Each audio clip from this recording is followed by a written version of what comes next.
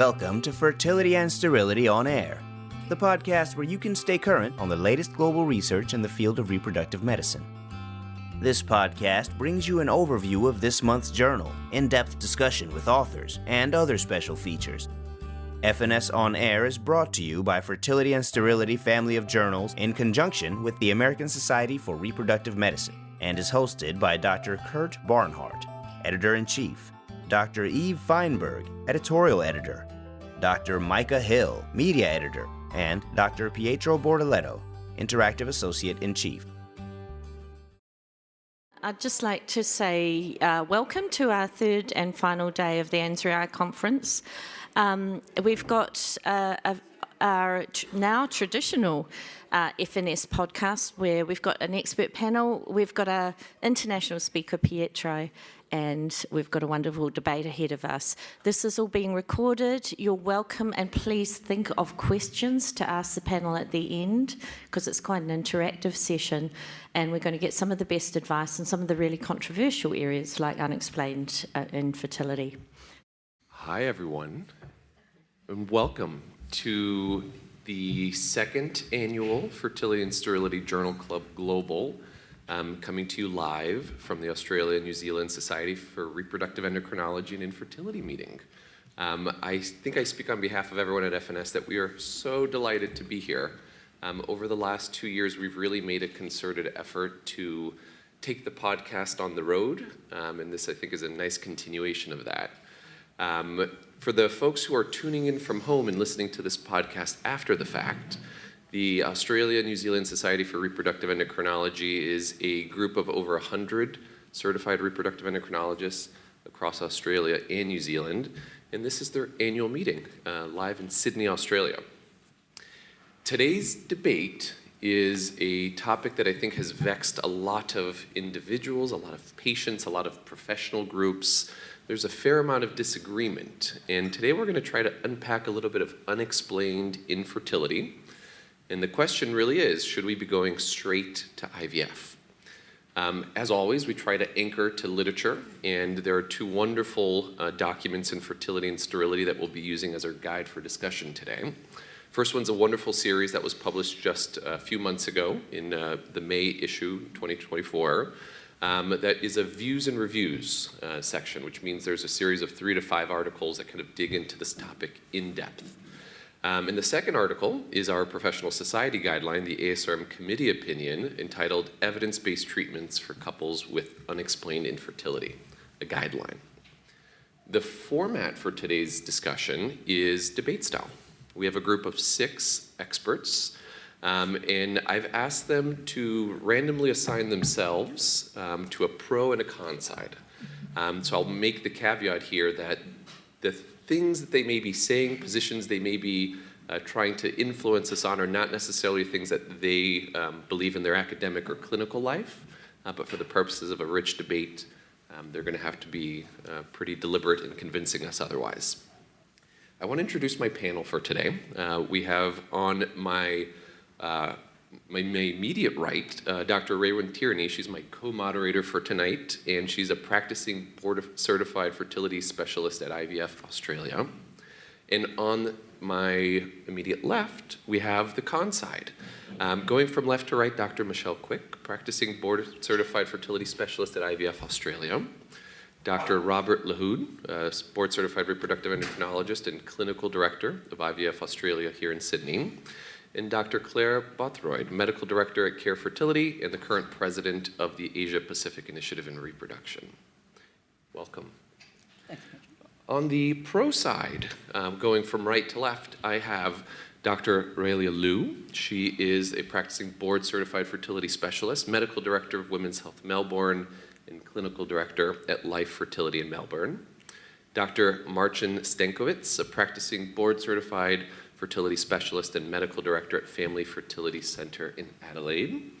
And finally, but certainly not least, the one who came with a tie this morning, Dr. Roger Hart, who is a professor of reproductive medicine at the University of Western Australia and the national medical director of City Fertility. Welcome, pro side. Thank you. I feel naked without it. I've asked both sides to prepare opening arguments. Think of this like a legal case. We want to hear from the defense. We want to hear from the plaintiffs. And I'm going to start with our pro side. I'd like to give them a few minutes to each kind of introduce their salient points for why we should be starting with IVF for patients with unexplained infertility. Thanks, Pietro.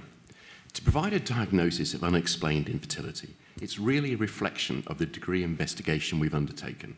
I believe we all understand that unexplained infertility is diagnosed in the presence of adequate intercourse, normal semen parameters, an absence of ovulatory disorder, patent fallopian tubes, and a normal detailed pelvic ultrasound examination. Now, the opposing team will try to convince you that I have not investigated the couple adequately. Personally, I'm affronted by that suggestion. But what possible causes of infertility have I not investigated? We cannot assess easily sperm fertilizing capability. We cannot assess oocyte quality, oocyte fertilization potential, embryonic development, euploidy rate, and implantation potential. Surely these causes of unexplained infertility will only become evident during an IVF cycle. As IVF is often diagnostic, it's also a therapeutic intervention. Now I hear you cry, what about endometriosis? And I agree, what about endometriosis?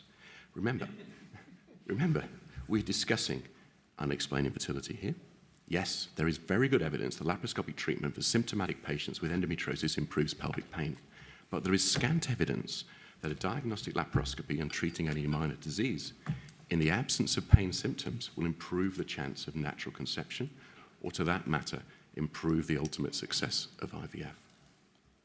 Indeed, in the absence of endometriomas, there is no negative impact on the serum AMH level in women with endometriosis who have not undergone surgery. Furthermore, there is no influence on the number of oocytes collected in an IVF cycle, the rate of embryonic aneuploidy, and the live birth rate after embryo transfer. So why put the woman through a painful, possibly expensive operation with its attendant risks as you're actually delaying her going straight to IVF? What do esteemed societies say about a diagnostic laparoscopy in the setting of unexplained infertility? The ASREI guidelines state routine diagnostic laparoscopy is not recommended for the diagnosis of unexplained infertility. Indeed, our own ANZSREI consensus statement says that for a woman with a minimal and mild endometriosis, that the number of women needed to treat for one additional ongoing pregnancy is between 3 and 100 women with endometriosis. Is that reasonable to put an asymptomatic woman through a laparoscopy for that limited potential benefit? Now, regarding the guidelines for unexplained infertility, I agree the ASRM guidelines do not support IVF as a first-line therapy for unexplained infertility for women under 37 years of age. What they should say, and they don't, is that it is assumed that she is trying for her last child.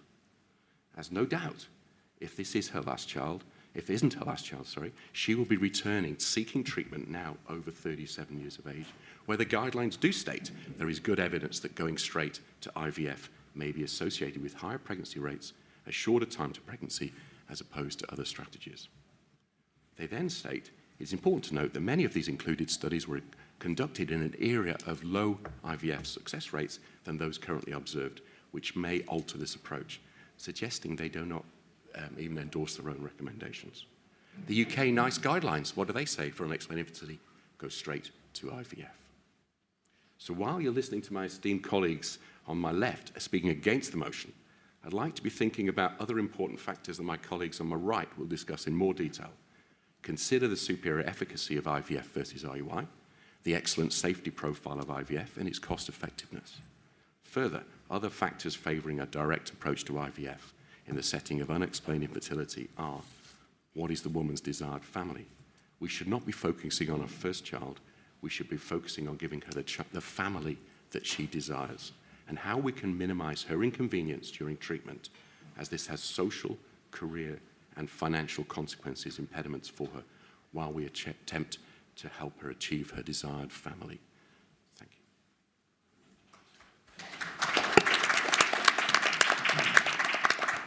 I think the young crowd would say that that was shots fired. Con side?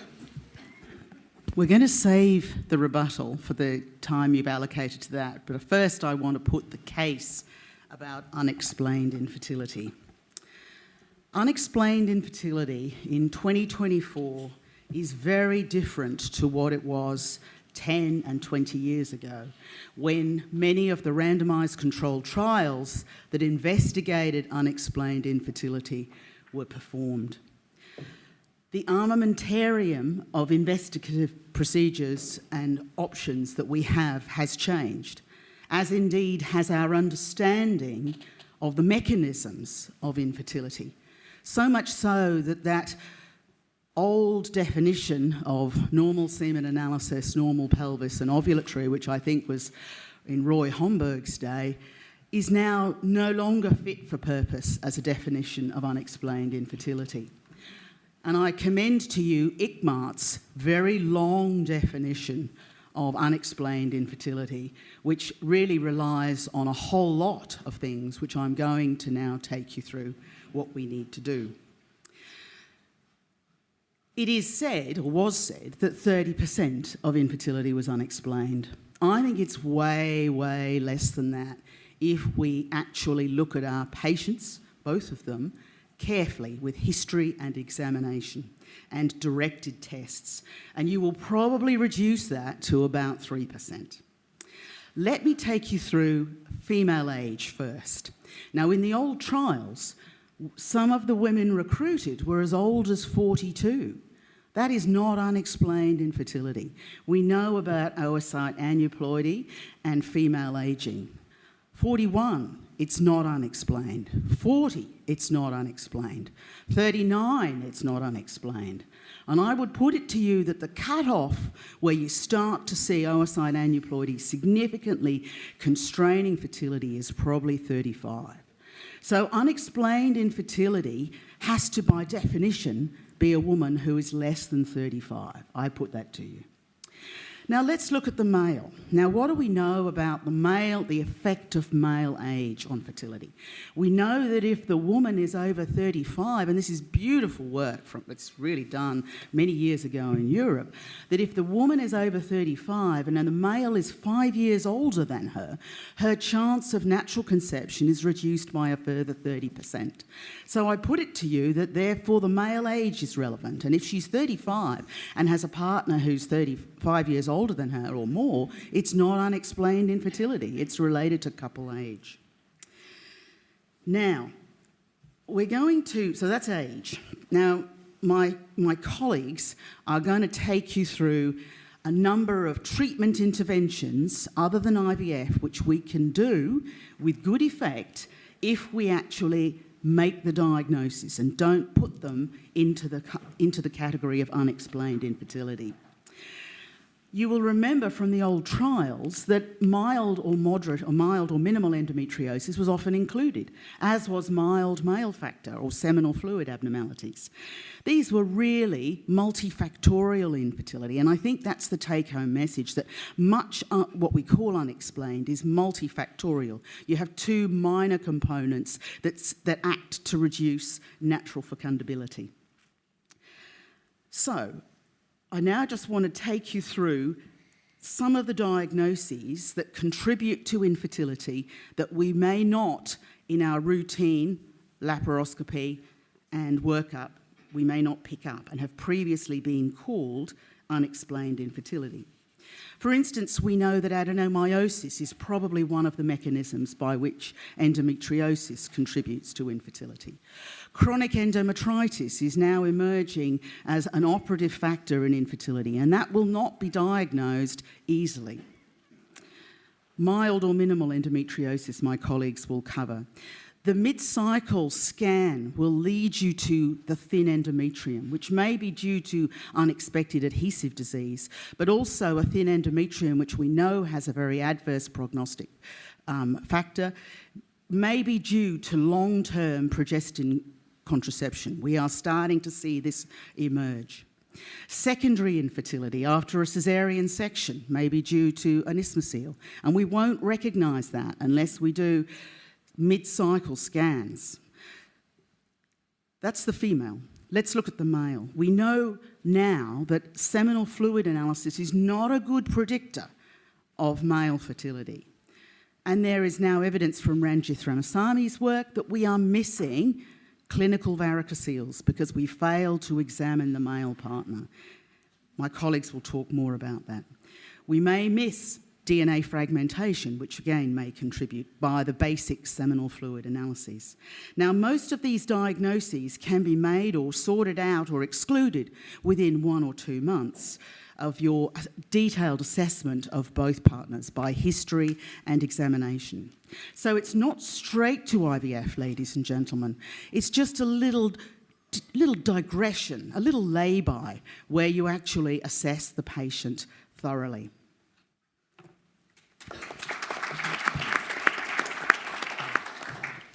She did not need a tie for that rebuttal.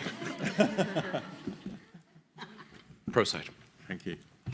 Well, following from what Professor Hart has said, I'm going to show that IVF should be a go-to option because of its effectiveness, cost-effectiveness, and safety. Now, let me first talk about the effectiveness, and as this is an interaction session, I would like to ask the audience, please, by show of hands, to show me how many of you would accept a medical treatment or buy a new incubator if it had a 94% chance of failure. Well, let the moderator please note that no hands have been raised. Thank you very much. Yet, the chance of live birth in Australian population following IUI is 6%, where after IVF the live birth is 40%, almost 7 times more. Now, why would we subject our patients to something we ourselves would not choose? Similarly, findings were reported from international studies that the hazard ratio of 1.25 favoring immediate IVF, and I will talk later about why it is important from a safety perspective. Cost effectiveness, and I quote ASREI guidelines. The costs, treatment options have not been subject to robust evaluations. Now again, I would like to ask the audience, this time it's an easy question, how many of you would accept as standard an ongoing pregnancy rate of at least 38% for an average IVF cycle? Yeah, hands up. All right, I've got 3/4 of the room. Okay. Well, that I could really rest my case now, as we have good evidence that if a clinic has got an ongoing pregnancy rate of 38% or higher with IVF with single embryo transfer, then it is more effective, more cost effective, and should be a treatment of choice. And that evidence comes from the authors that are sitting in this room.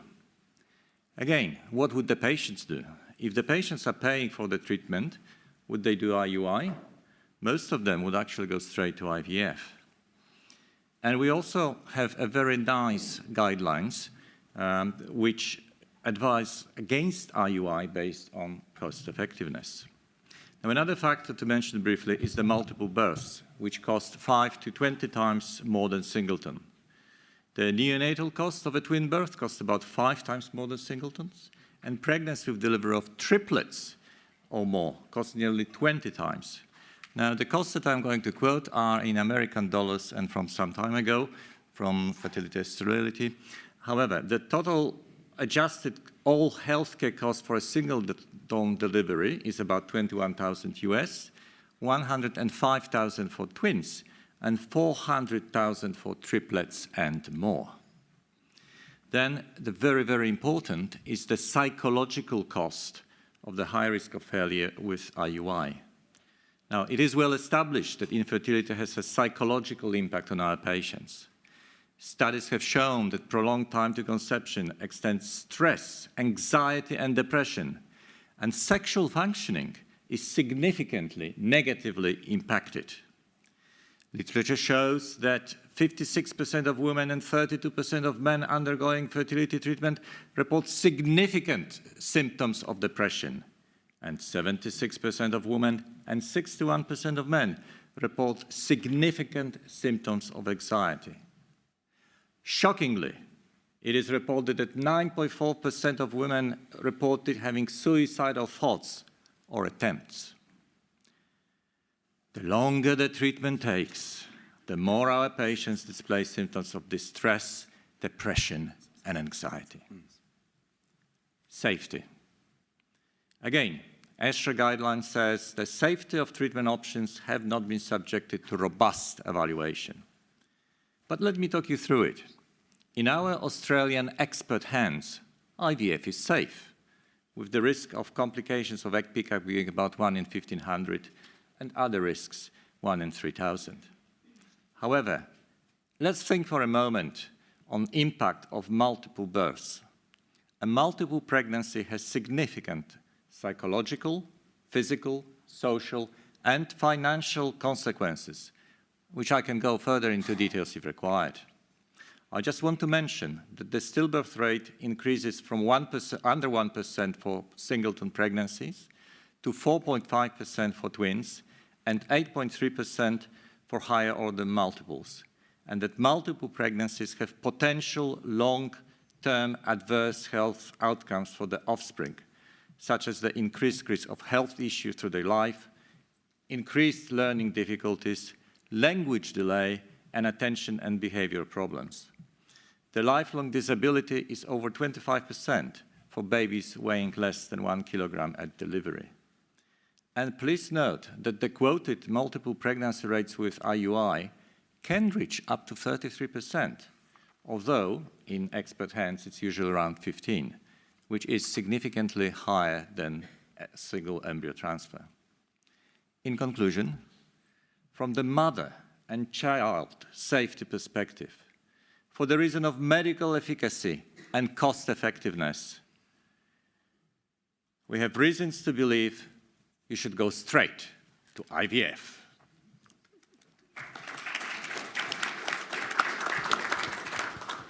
We're going to be doing these debates more often from Australia. This is a great panel. Onsite, please. Unexplained fertility. My colleagues were comparing IUI, ovulation induction, with IVF, but there are other ways of achieving pregnancies with unexplained fertility. I'm going to take the patient's perspective a little bit here. It's all about shared decision-making, so the patient needs to be involved in decision-making. And it's quite clear from all the data, many patients with unexplained infertility will fall pregnant naturally by themselves, even if you do nothing. So sometimes there's definitely a place in doing nothing, and the patient needs to be aware of that. So it's all about informed consent. How do we inform the patient? So we've got to make a proper diagnosis, as my colleague Dr. Boothroyd has already mentioned, and just to jump into IVF because it's cost-effective is not doing our patients a justice. The prognosis is really, really important, and even after 20 years of doing this, it's all about the duration of infertility, the age of the patient, and discussing that prognosis with the patient.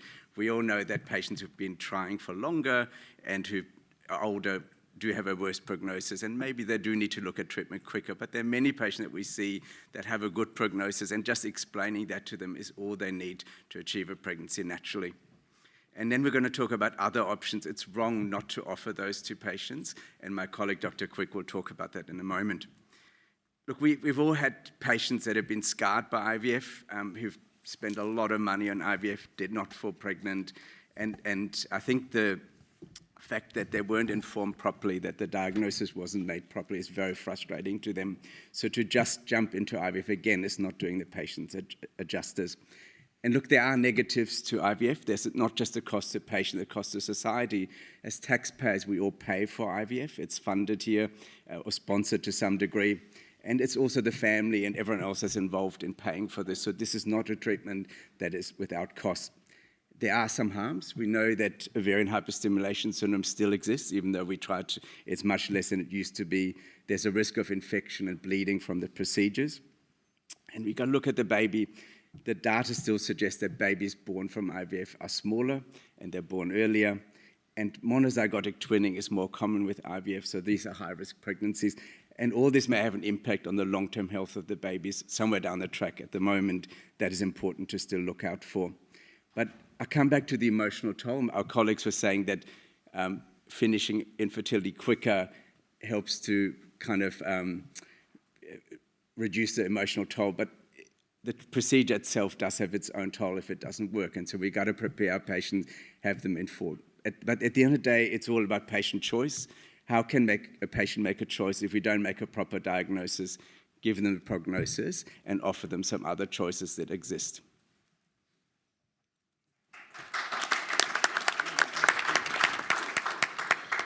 and running the anchor leg of the race for the pro side.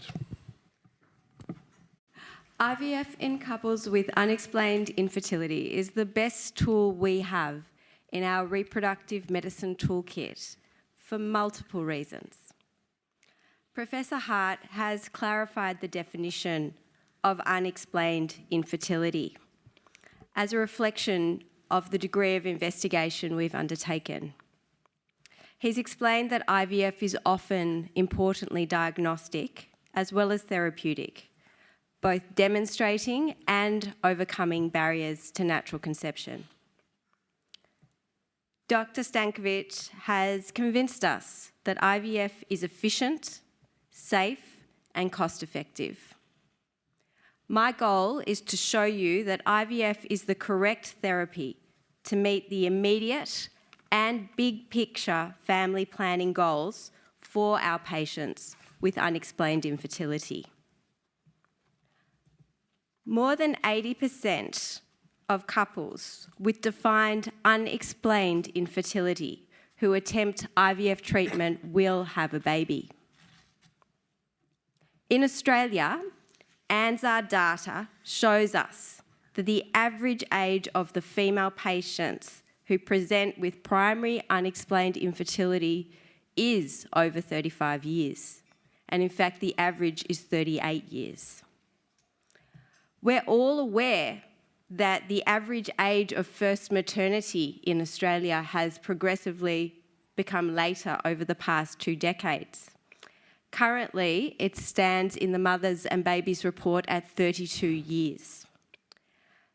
If the average age of first maternity is 32 years, this means that at least 50% of women attempting their first pregnancy are over 32 years.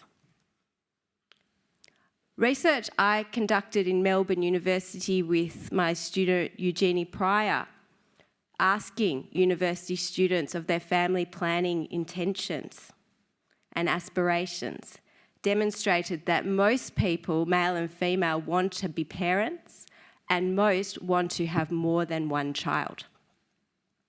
However, in Australia, our most recent survey shows that births are at an all-time low, below replacement rate and falling, with an ever greater proportion of our population being unable to have the number of children they aspire to, and an ever-growing proportion seeking assisted reproductive care. Fertility declines with age. Factors include egg quality concerns, sperm quality concerns, and the accumulation of pathologies over time. Adenomyosis, fibroids, endometriosis are concerns that no person is born with. They exist on a spectrum and progress over time and may be contributing factors for unexplained infertility. Our patients, when we meet them, are the best IVF candidates that they will ever be. They are the youngest they will ever be, and they have the best ovarian reserve they will ever have. They will generate more euploid embryos now than they will in years to come. The sooner we get our patients pregnant, the sooner they will give birth. It takes 9 months to have a baby, 12 months potentially to breastfeed and wean, and of course most patients will need time to care for a young infant and recover prior to attempting another pregnancy. IVF and embryo banking may represent not only their best chance of conception with reduced time to pregnancy, but also an opportunity for embryo banking to improve their cumulative live birth rate potential over time. By the time our 38-year-old patient returns to try to conceive for a second child, she will undoubtedly be aged over 40.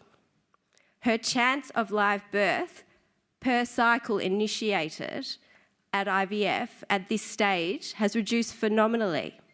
The ANZSREI dataset from our most recent report quotes that statistic to be 5%. Her chance of conception with an embryo frozen at 38 years, conversely, is 1 in 3 to 1 in 4.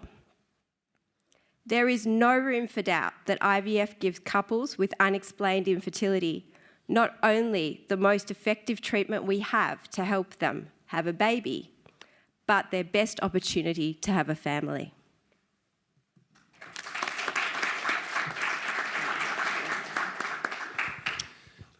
And last but certainly not least, Dr. Quick, to round out the con-sides arguments before we open up for rebuttal. And I'll make a small plea that if you have questions that you'd like to pose directly to the panel, prepare them, and we'll make sure we get to them from the audience shortly. Thank you. So, whilst we have heard that we may be bad doctors because we're delaying our patients' time to pregnancy, I would perhaps put it to you that unexplained infertility is a diagnosis which is made based on exclusion. So perhaps you are the bad doctors because you haven't looked hard enough for the cause of the unexplained infertility. So in terms of the tests that we all would do, I think, we would all ensure that the woman has an ovarian reserve. We would all ensure that she has no structural anomaly inside the uterus. We would all ensure that her tubes are patent. We would all ensure that she has regular cycles. We would ensure that he has a normal semen analysis. I think these are tests that we would all do when trying to evaluate a couple for fertility who are struggling to conceive. And therefore, the chance of them getting pregnant naturally, it's never going to be 0. And one option, therefore, instead of running straight to IVF, would be to say, okay, continue timed intercourse, because the chance of you conceiving naturally is not actually 0, and this would be the most natural way to conceive, the cheapest way to conceive, the least interventional way to conceive. And whether that be with cycle tracking to ensure appropriate timed intercourse, whether that be with cycle tracking to ensure adequate luteal phase support, when you clear the fallopian tubes, we know that there are studies showing an improvement in natural conception. Lipiodol or oil-based tubal flushing techniques may also help couples to conceive naturally, and then you don't have this multiple pregnancy rate that IVF has. You don't have the cost that you incur with IVF, not just for the couple but to Australian society, because IVF is subsidised in this country. You don't have the risks that the woman goes through to undergo IVF treatment. You don't have the risks that the baby takes on being conceived via IVF. And so conceiving naturally, because it's not going to be 0, is definitely an option for these couples. In terms of further tests or further investigations that you could do, some people would argue, yes, we haven't looked hard enough for the reason for infertility. Therefore, we know that ultrasound is notoriously bad at picking up superficial endometriosis. We know that ultrasound cannot pick up subtle changes in the endometrium, as Dr. Boothroyd referred to chronic endometritis, for example. So these patients perhaps should undergo a hysteroscopy to see if there is an endometrial issue. Perhaps these patients should undergo a laparoscopy to see if there is superficial endometriosis. Then there are meta-analyses showing that resecting or treating superficial endometriosis may actually help these couples conceive naturally down the track, and then, therefore, they avoid having more interventional treatment in order to conceive. There is also intrauterine insemination with or without ovarian stimulation, which may improve their chances of conceiving naturally. And that, again, would be less invasive, less intervention, and cheaper for the patient. And we know that, therefore, there are a lot of other treatment options available to help these couples to conceive. And if it's less invasive, it's more natural, it's cheaper, that ends up being better for the patient. Psychologically as well, which the other side have brought up, even with Dr. Stankovic's 38% ongoing pregnancy rate, that also means that 62% of his patients are not going to be pregnant. The psychological impact of that cannot be underestimated, because for a lot of patients, IVF is your last resort. And when you don't get pregnant with IVF, that creates an issue too for them. Embryo banking, which was also brought up. What happens when you create surplus embryos? And what's the psychological impact of having to deal with embryos that you are then not going to use in the future? So therefore, for those reasons, we feel that IVF is not your first-line treatment for couples who are diagnosed with unexplained infertility. There are many other ways to help these couples to conceive.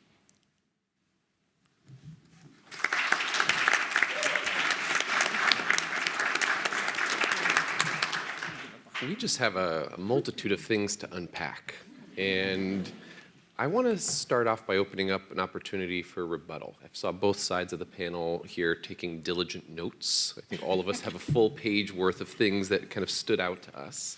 Since the pro side had an opportunity to begin, I'm actually going to start with the con side and allow the con side to answer specific points made by the pro side, and provide just a little bit more detail and clarity for why they think IVF is not the way forward.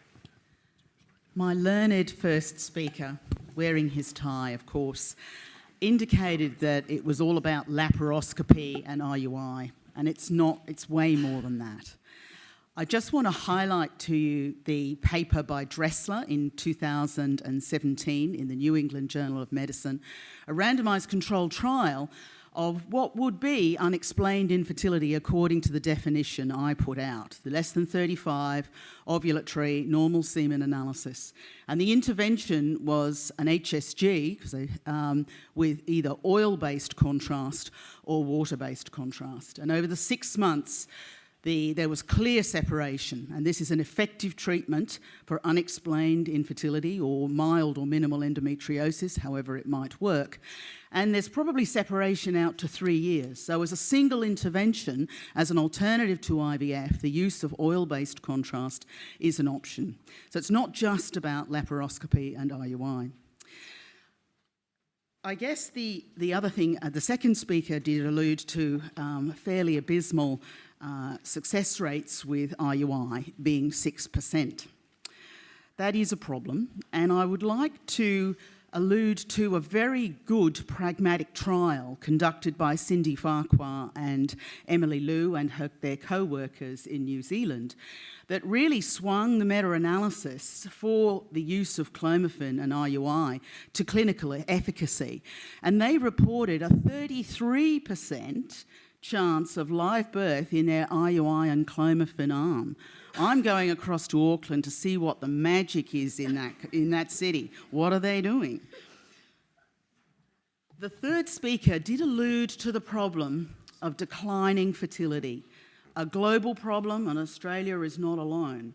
We have solved the problem to date, which we've had for 40 years, with immigration. But Georgina Chambers' work shows beautifully that IVF is not the answer to the falling fertility rates.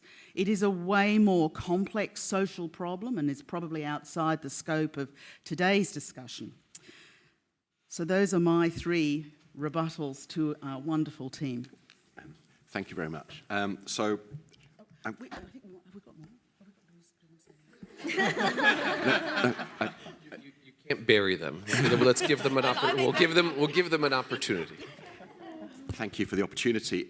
So I'd like to address some of the points that my learned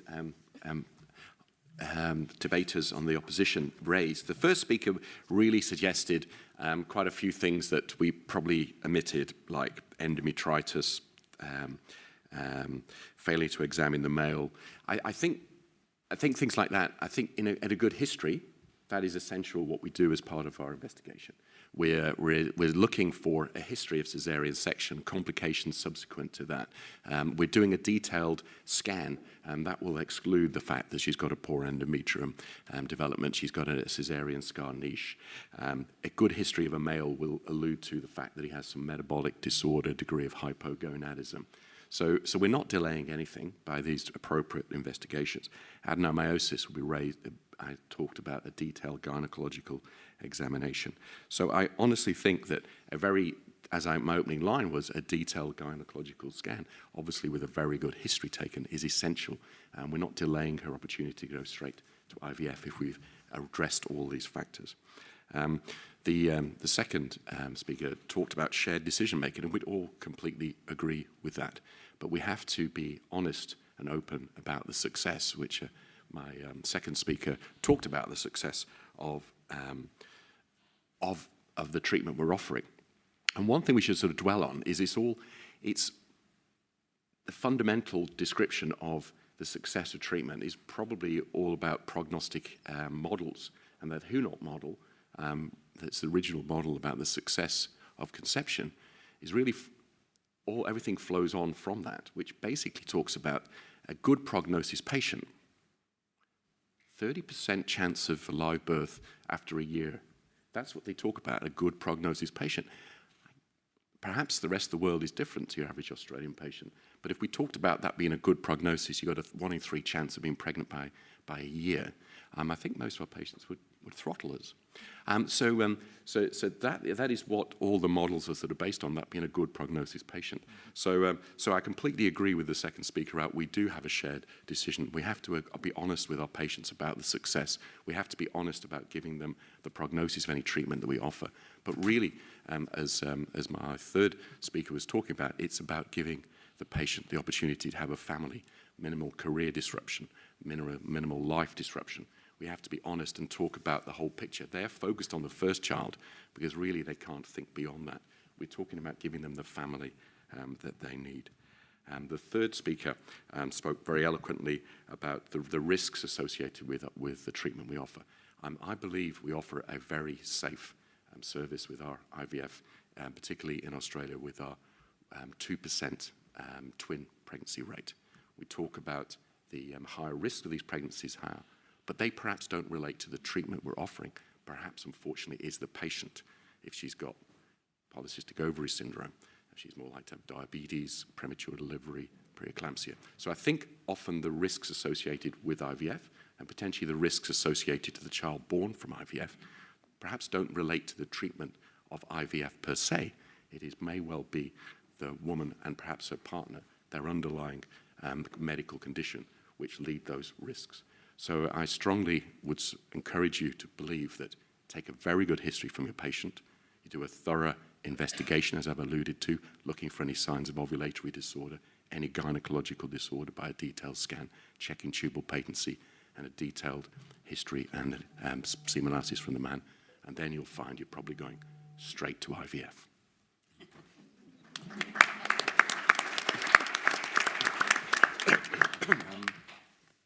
I'd like to talk a bit about the embryo banking and having been in this field for a long time, as a word of caution, we're setting a lot of expectations. I remember going to an ASRM meeting probably 10 years ago where they sort of had this headline, all your embryos in the freezer, that your whole family in the freezer, basically expecting that if you get 4 or 5 embryos frozen, that you'll end up with a family at the end.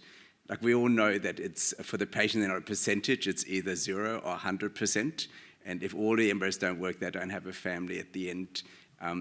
It didn't work for them and their expectations haven't been met. And to the way we talk about the percentages and that we can solve the patient's problems, that we can make families, it doesn't always happen. So the expectations our opposition is setting here, we're not always able to meet, and so we're going to end up with very unhappy patients. So this is just a warning to everyone that we need to tell people that this doesn't always work, and sometimes they'll end up with no success at all.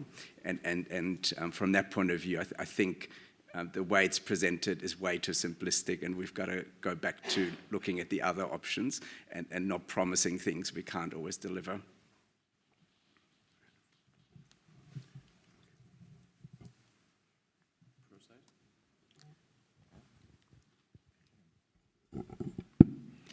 So just taking into account all our esteemed interlocutors have said, we don't necessarily disagree with the amount of investigations that they described, because nowhere in our argument we said that as soon as the patient registers with the receptionist, they will direct it to an IVF lab. I think to imply so would be very rich indeed. Maybe there are some clinics that are so efficient.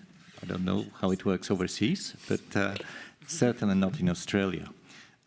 The other point that was made about the cost of IVF, and our, again, esteemed interlocutor is very well aware from the studies done here in Australia that actually every baby that we help to conceive through IVF and create and lives is actually more than 10 to 100 times return on investment, because we are creating future taxpayers. We are creating people that will repay the IVF treatment costs over and over and over again. So I'll put to you, Rob, that if you are saying that we can't do IVF because it costs money, you are robbing future treasurers of a huge amount of dollars.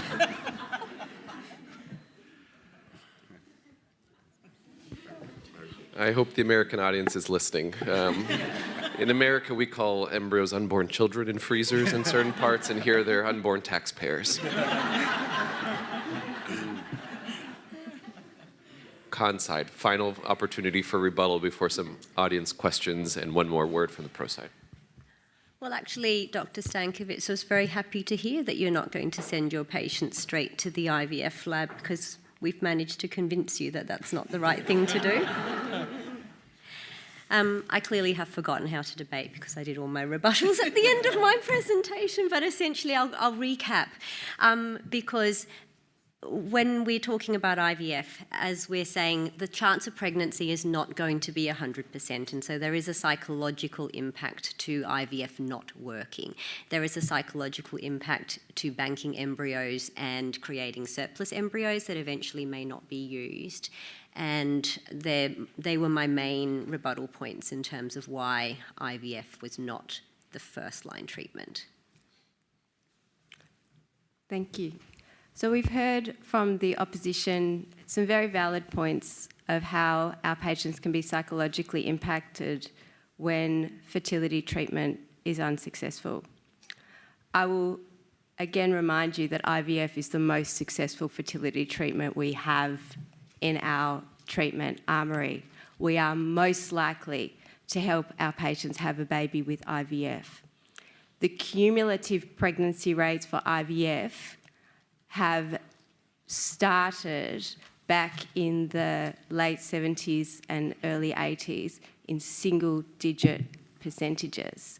We now, with a best prognosis candidate, have at least a 1 in 2 chance of that patient having a baby per embryo transfer. And in our patients with unexplained infertility, the vast majority of our patients will have success. We also heard from the negative team about the significant chance of pregnancy in patients with expectant management. You're right, there's not a 0% chance of natural conception in patients who have unexplained infertility, but there is a not very good chance. We know from data that we've had for a really long time, going back as far as the Hutterite data to today's non-contradictory models, which tell us that a couple's chance of conception per month in best prognosis candidates is 1 in 5. If they've been trying for 6 months, it's 1 in 10. If they've been trying for 12 months, it's only 5%. And if they've been trying for 24 months, it's less than 1%. So it may not be 0, but it isn't very good. In terms of our team reminding us of the extended ICMAR definition of unexplained infertility, we don't argue. When we say someone has unexplained infertility, we make the assumption that they have been comprehensively diagnosed by a robust reproductive endocrinologist, as everyone in this room is. And I would say one closing rebuttal. IUI success rates have been the same for the last 50 years, whereas IVF success rates continue to improve. Why would you offer your patient a treatment from 50 years ago when you can offer them one from today? Thank you.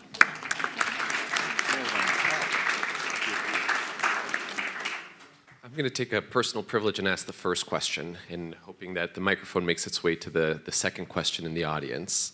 My colleagues on the pro side have said IVF, IVF, IVF.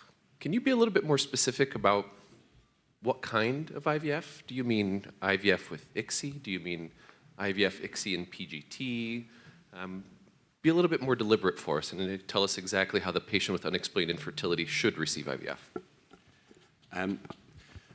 Well, as I stated in my statement, I think it's a diagnostic evaluation. I think there is an argument to go to consider ICSI, but I think ICSI does have some negative consequences for children born. I think perhaps going straight to ICSI is too much. I think going straight to PGTA perhaps is too much, unless there is something in their history which should indicate that. But we're talking about unexplained infertility. So I believe a standard IVF cycle, looking at giving the opportunity to assess embryonic development, is the way to go. I do not think you should be going straight to ICSI. I think the principle of first do no harm is probably a safe approach. I don't know whether my colleagues will have some other comments, but I think that it would be the first approach rather than going all guns blazing. I can understand, though, in different settings in the world, we're very fortunate in Australia, we're very well supported from the government support for IVF, but I think the imperatives in different countries may be different. But I think that approach would be the right one first. I'll start with a question from the audience. And if you could introduce yourself and have the question loud for our members in the audience who are not here. It's Louise Hull here from Adelaide. The question I would like to put to both the pro and con team is that Geeta Mishra from the University of Queensland showed that if you had diagnosed endometriosis before IVF, you were more likely to have a pregnancy and much less likely to have high-order IVF cycles. Given that we now have really good non-invasive diagnostics, where actually a lot of the time we can pick up superficial or stage 2 endometriosis if you get the right scan, we're going to do IVF better if we know about it. Can you comment on that impacting even the diagnosis of unexplained infertility? Thanks. I'd love to take that. Can I go first, Rog? Please do. Look, I'd love to take that question. It's a really good question. And, of course, this is not unexplained infertility, so this is outside the scope here.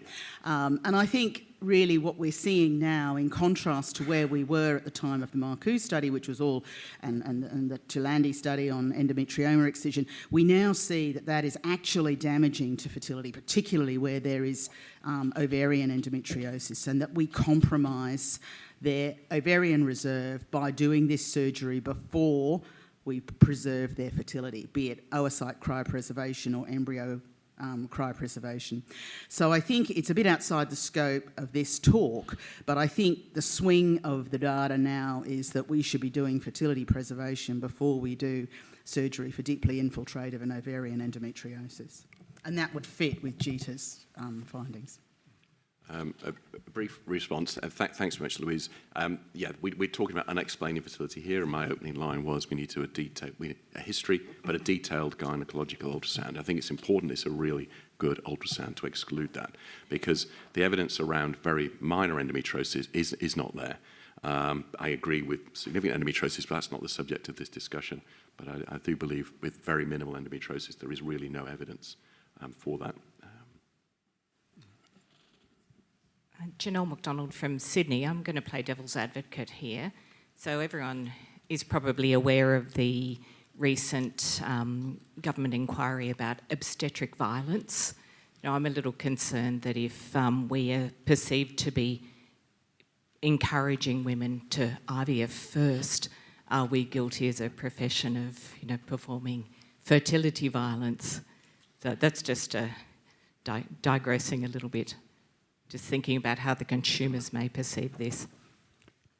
I think our patients want to have a baby, and that's why they come to see us, and that's what we help them to do through IVF.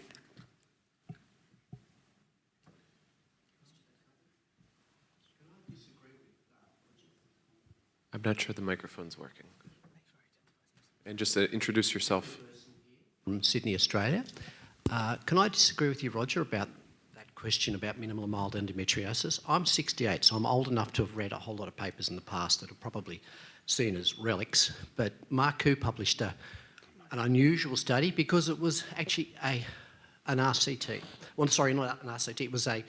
It was a study whereby, well, it was an RCT, and it was randomised really well. It was done in Canada, and there were about 350 subjects, and they were identified to have stage 1 or stage 2 endometriosis at laparoscopy. And the interesting thing is it was seen as an intervention which didn't greatly increase the chance of conception, but it doubled the monthly chance of conception. So there was clearly a difference between those patients who didn't have endometriosis and those that had stage 1 and stage 2 endometriosis. So the intervention did actually result in an improvement. One of the quotes was, well, I heard since then, well, it didn't make much difference. But when you realise that infertility is multifactorial, there were probably other factors involved as well. So any increase like that in stage 1 and stage 2 endometriosis sufferers was clearly beneficial for them. So I wouldn't disagree with you completely, but I do think you've got to take it on board that there is some evidence that surgical intervention can help. And certainly in those patients whereby if the financial costs of IVF are still quite, even in Australia, astronomical. Many patients can get this through the public sector or the private sector treatment of their endometriosis laparoscopically very cheaply or at no cost. Thanks, Dr. Persson. So you're right that there was also a counter randomised controlled trial, the Gruppo Italiano, which was a counter to that and actually did not show any benefit.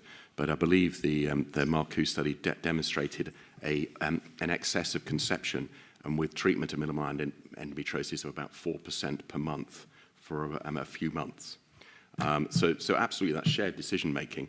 I'm personally, I wouldn't like a laparoscopy to give me an extra 4% chance of a natural conception for 4 months, which I think the data was.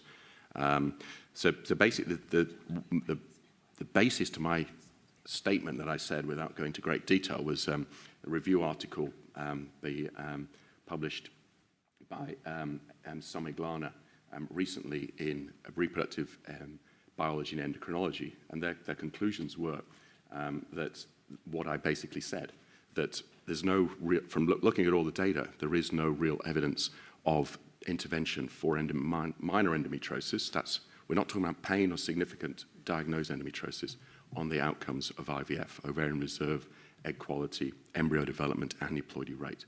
So that was the basis of my argument. I hate to disagree. I hate to agree with my opponents in a debate, but I'm going to. But there is actually a new network analysis by Rui Wang and some serious heavyweights in evidence-based medicine that pulls together the surgical studies, and the thing that was made the most difference to this of mild and minimal endometriosis from a fertility point of view, not pain, is the use of oil-based uterine contrast, and I commend that paper to you, which fits with exactly what Roger is saying.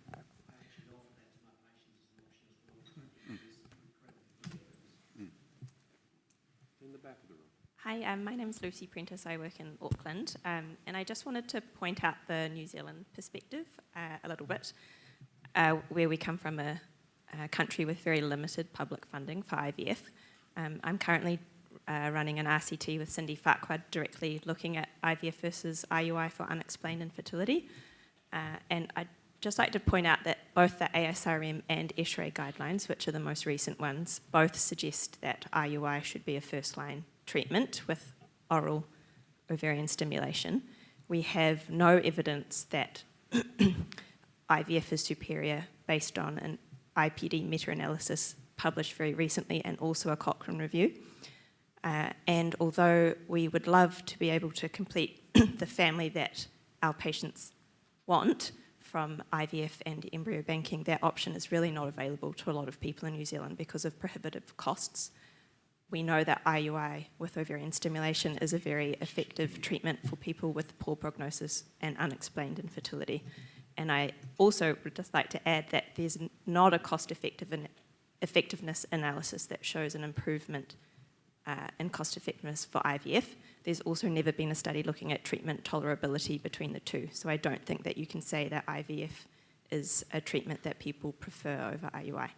So I may turn around and shoot myself in the foot based on our results that will be coming out next year, but I think at the moment I don't think you can say that IVF is better than IUI with ovarian stimulation for unexplained. We have time for 2 more questions from the audience, and we have 2 hands in the back.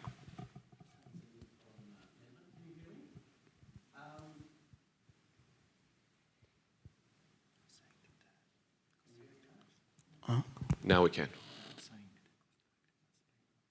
Is the light green? But that. Perfect. Okay, Hossam El-Zini from Melbourne. Thank you very much for the debate. It's very interesting. The problem is that all of the studies that has been done about comparing IUI to IVF, they are not head-to-head studies. The designs are, different. They are having like algorithmic approach. For example, they compare 3 or 4 or 5 cycles of IUI to 1 cycle of IVF. But about 10 years ago, our group at the Royal Women's Hospital, we have done a study, a randomized control study, to compare IUI to IVF head-to-head. And we randomized the patients at the time of the trigger who only developed, so we did a low stimulation to get 2 to 3 follicles only. And that's why it was so hard to recruit lots of patients. So the criticism that was given to the study that it's a small sample size. But we end up with having IVF as a cost-effective treatment. Our IVF group had a live birth rate about 38%, and on the IUI, 12%. And with our cost calculations, we find out that the IVF is much more cost-effective than the IUI. But I believe that we all now believe in individualized kind of treatment. So patients probably who are younger than 34 years old, probably I wouldn't go straight to IVF. Maybe I'll do a laparoscopy and hysteroscopy first, okay? And we may give them a chance to achieve a natural conception in the next 3 months or so. Patients who are older than 35, 37 years old probably will benefit straight from IVF. But again, in a day-to-day life cases, we will not force the patient to go straight to IVF. I will talk to her and I'll tell her, these are your options. Expectant treatment, this is the percentage that you would expect. IUI, this is what you expect. IUI with ovulation induction, this is what you expect. IVF, this is what you expect. And then she will discuss that with her partner and come back to me and tell me what she wants to do. Thanks. I saw a hand shoot up right next to you, so we'll add 1 more question, given our time limitation. Thanks so much. Kate Stone, Melbourne. I'd like to ask our panel to take themselves out of their role-playing and put themselves in another role where they were the head of a very, very well-funded public service. And I'd like to ask the 2 sides what they really think about what they would do with a patient at the age of 35 with 12 months of unexplained infertility. Well, can I say that? Because that's my role in a different hat. I run the state facility service in West Australia. We looked at the data because obviously that's what we're doing for IUI, IVF. And unfortunately, we stopped doing IUI treatment. The success rate was so low. So we do go straight to IVF with unexplained infertility. Disappointing, as I'm sure you've heard that, Kate, but we do. We looked at the data. Yeah, I think that I would still offer the patients the options, because some people don't want to do IVF. Even though it's completely free, they may not still want to do the injections and the procedure and take on the risks of the actual egg collection procedure. I don't know, religious issues with creating embryos. Yeah, I would still give patients the option. We have time for 1 more question in the back. We'll take the other ones offline afterwards. We'll get you a microphone just to make sure our listeners afterwards can listen. Following on from the New Zealand experience, which I've experienced. Hello? Yep. from the New Zealand experience and having worked here extensively and in New Zealand, you're not comparing apples with apples, Claire. That unexplained couple in New Zealand will wait 5 years to get funding and currently perhaps another 2 years to get any treatment. That's then an apples group compared to the private group who may in fact walk past the hospital and get treatment. The other thing about this I think that we need to forget, or don't forget, is the ethics of things here, two of which is that the whole understanding of unexplained infertility needs research and thinking. And if it wasn't for that understanding of what is the natural history of normal and then the understanding of pathology, we wouldn't do a lot of things in medicine. So if we have got a subgroup here that's unexplained, it's not just to the patient, we have a responsibility of future patients and ourselves to be honest and do research and learn about these factors. Now, it doesn't answer the debate, but it is something that's what drives the investigation and management of unexplained delay. And for example, at the moment, there's quite a discussion about two issues of ethics. One about the involuntary childlessness of people that don't get to see us, but don't have those children that they wanted to have because they didn't want to undergo treatment, or it was the involuntary childlessness of a second or subsequent child. And that's quite a big research issue in Europe, I realise, at the moment. And the final thing is about the information giving.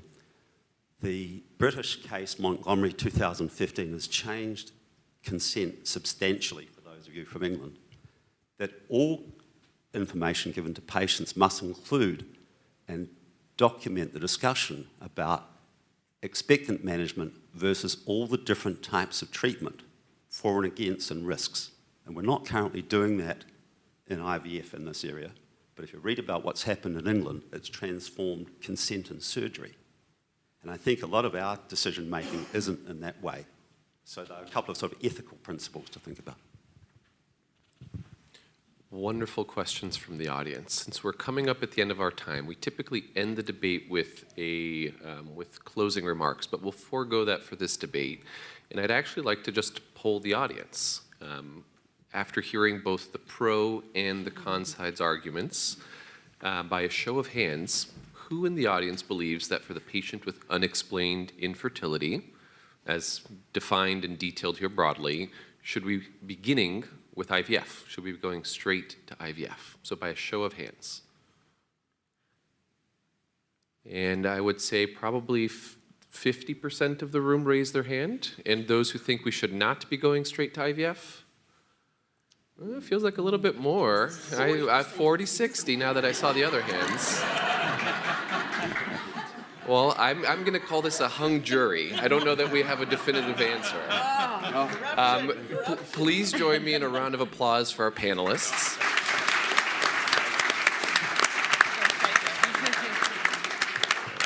In America, we would call that election interference.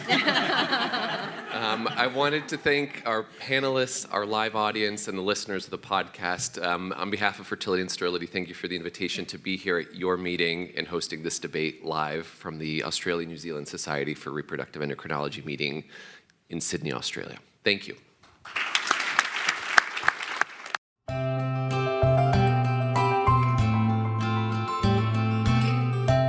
This concludes our episode of Fertility and Sterility on Air, brought to you by the Fertility and Sterility family of journals in conjunction with the American Society for Reproductive Medicine. This podcast was developed by Fertility and Sterility and the American Society for Reproductive Medicine as an educational resource and service to its members and other practicing clinicians. While the podcast reflects the views of the authors and the hosts, it is not intended to be the only approved standard of practice or to direct an exclusive course of treatment. The opinions expressed are those of the discussants and do not reflect Fertility and Sterility or the American Society for Reproductive Medicine.